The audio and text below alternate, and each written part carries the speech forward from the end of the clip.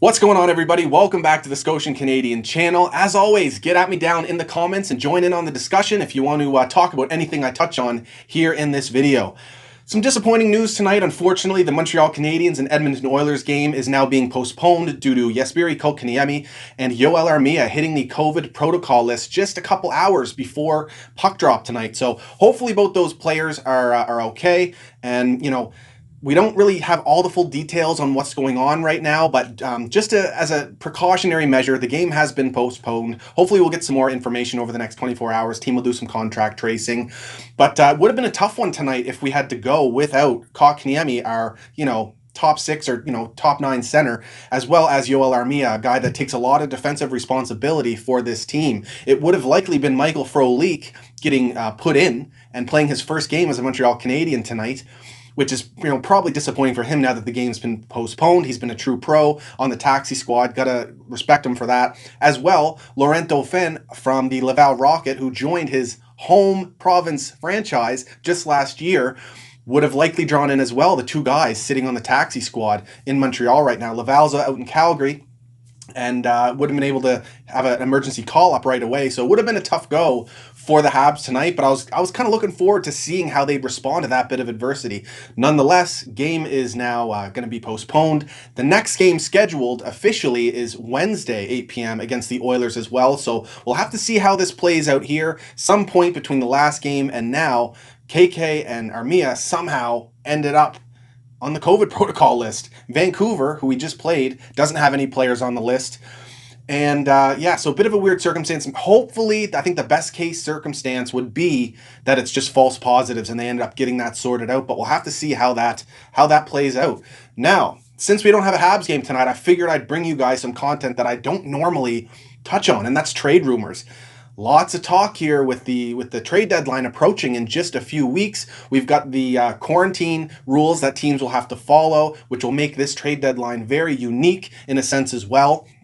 But some of the big names connected to the Habs are Matthias Ekholm, a left-handed defenseman, Luke Glendening of the Detroit Red Wings. He is a depth center, as well as guys like Eric Stahl, another veteran center. So why don't we just touch on those three, and then you guys can let me know down in the comments who else you guys think could be available or could be a target for the Montreal Canadiens.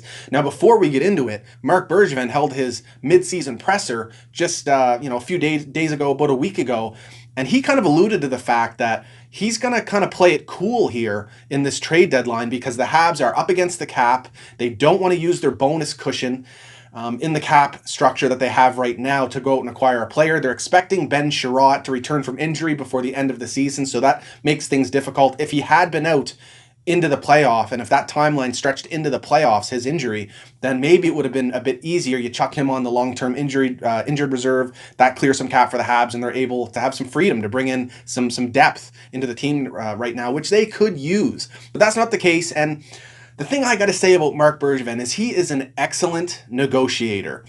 I assume he's an excellent negotiator privately with his peers, however they communicate over the phone or text or what have you.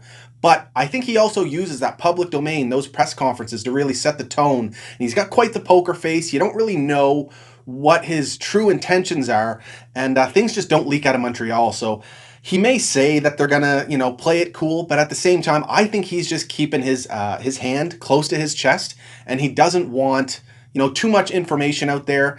I think he might want teams to not think he's desperate to bring in players, or that he's, looking to just chuck the farm at rentals or at depth pieces to bring them in. And I think that's a very wise decision. And it's a very different approach that, say, Kyle Dubas did with the Toronto Maple Leafs, where he came out and said, we are absolutely willing to trade top prospects for players. So interesting approach, and I'm really intrigued to see how this goes down. Now, players specifically, Matthias Ekholm, I think, would be an absolutely perfect fit for the Montreal Canadiens. I've said for a long time they need a bit more puck moving from that left side defense, and that's exactly what Matthias Ekholm is. Not only that, he'd be familiar with Captain Shea Weber, having played with him in Nashville for so long.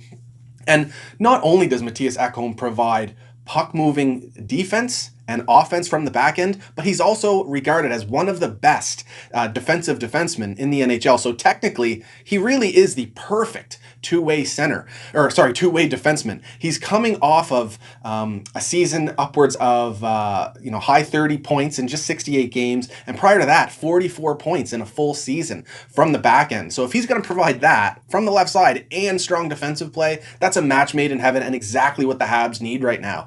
Now, to acquire a player like that, Nashville is asking for, I think it's a first round pick and at least 2 prospects on top of that. Similar deal to what the Toronto Maple Leafs got Jake Muzzin for, where they sent Sean Durzi a first and then another prospect to LA.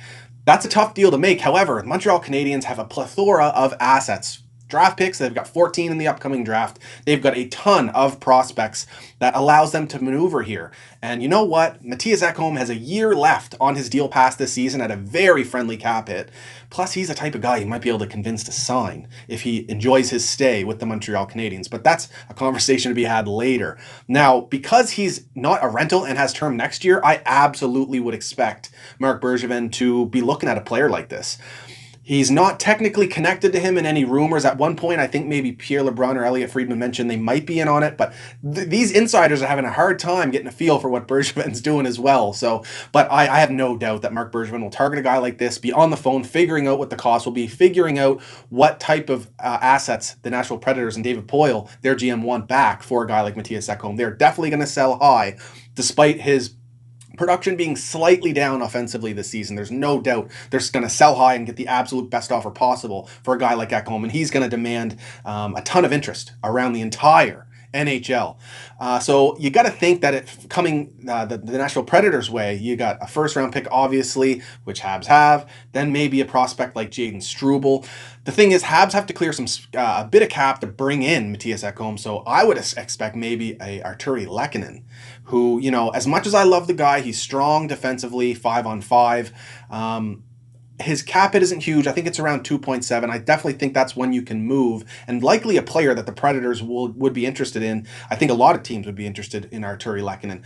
So that would clear the cap.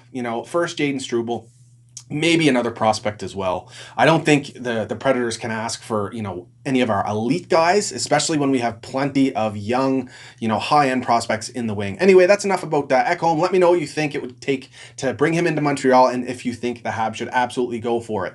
Now, another guy, Luke Glendening, a veteran center, 31 years old, right-handed shot, plays for the Red Wings, so he'll be available via trade. Now, the key piece with him is that he's a veteran, he's strong defensively. He's also got, I think, 9 points in 30 games this season, so could provide a little bit of depth scoring, but the most important part, he's got 302 face-off wins on the season. That's exactly what the Habs need to bring in for the bottom 6. He's sitting at 10th in the entire NHL right now in face-off wins. So that would no doubt improve the Montreal Canadiens' ability in the face-off dot. Not only that, as a right-handed shot, that gives you some flexibility, and he could replace a guy like Jake Evans, who's taken a lot of big face-offs right now for the Habs. And it would lighten the load on Suzuki and KK a little bit, who are still so young.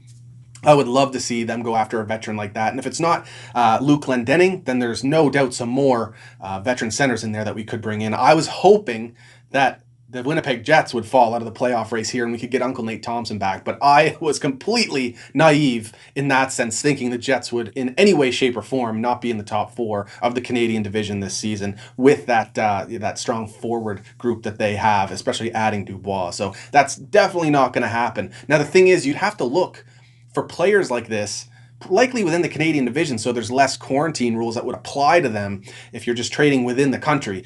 Maybe a guy like Tyler Mott from the Vancouver Canucks. I love the way he plays, fast skater. He's a center, so he'd provide some depth in the face-off dot as well. A guy like him. Let me know if there's any veteran centers that you guys have an eye on that Marc Bergevin could target in this trade deadline. Another one, and he'd be coming from Buffalo, is Eric Staal. Another veteran guy, he would definitely provide some depth scoring, especially in terms of actually goal scoring. Eric Staal has had quite a few impressive seasons in the last couple years, putting the puck in the net. And another center that we could use, he'd be coming from Buffalo, so the quarantine rules would apply to him. I don't think the price would be astronomical for a guy like that. Maybe just a pick, maybe a second, something like that, or a B-level prospect. Who knows? But I would no doubt be okay with going for a guy like Eric Staal as well. That's all I got for trade rumors. Now, I may as well try and preview this Oilers game that's coming up, hopefully, on Wednesday. The Oilers are on a heater right now. They're coming off yet another win, this time against the Winnipeg Jets, who are a very strong team. Connor McDavid is on absolute fire, 58 points in 33 games. Draisaitl's right behind him with 49 and 33, and Tyson Barrie is lighting it up from their back end with 30 points in 33 games, collecting a ton of apples, feeding the puck up to those two guys. Now, of course, past that, you've got Ryan Nugent-Hopkins taking a ton of the defensive responsibility in that forward group for the Edmonton Oilers. Not only that, Darnell Nurse having a career year back there, two-way defenseman, tough, puts up the points, but gets those hits and blocks as well, and boxes guys out and keeps them away from the front of the net. Love the way Darnell Nurse plays, and not only that, Adam Larsson back from injury this season, and another defensive defenseman, and it was a key for the Oilers to get him back and have him stay healthy this year. So it's great for them so far that is the case. The thing that I always go back to with the Oilers is what's going on in net for them. Now, Mike Smith is having a pretty good season, but you never know what you're going to get. Same with Kotkaniemi. They could be lights out one night and then lights off the other night, to be quite honest. So we'll have to see how that plays out. But what I will say about McDavid and Draisaitl, despite them absolutely lighting up the North Division right now, we've played them 3 times now in the season, and it hasn't quite gone that way for them against the Montreal Canadiens. Say what you will about Shea Weber and his foot speed, but he's done quite a commendable job in, out of the entire league of defensemen who tried to defend Connor McDavid. I don't know what it is. I assume probably the gap control that Shea Weber has and his ability to read what's coming towards him. But yeah, so I was really excited for the game tonight to see how that would play out, especially with lack of depth with KK and Armia out. But now I'm really curious, what's going to go on in these next couple days. But nonetheless, we got a series against the Edmonton Oilers. It's going to be tough. These are important points because we really got to solidify our spot in the top 4 of the Canadian division. We dominated the series against the Canucks. Every other series for the Habs right now is quite even. We're surprisingly up on the Jets, I believe 3-1 and 2 against the Jets. We are 2-1 and 2 against the Ottawa Senators, and we are 2-1 against the Oilers. So these are series that we definitely need to collect some points from and solidify our spot in the top 4. And don't get me started on the Calgary series. They've got our number right now, and that's going to be crucial down the line as well. Let me know what you think of these videos, guys, down in the comments. And of course, like and subscribe if you like these videos. Cheers, guys. Go Habs, go! At some point.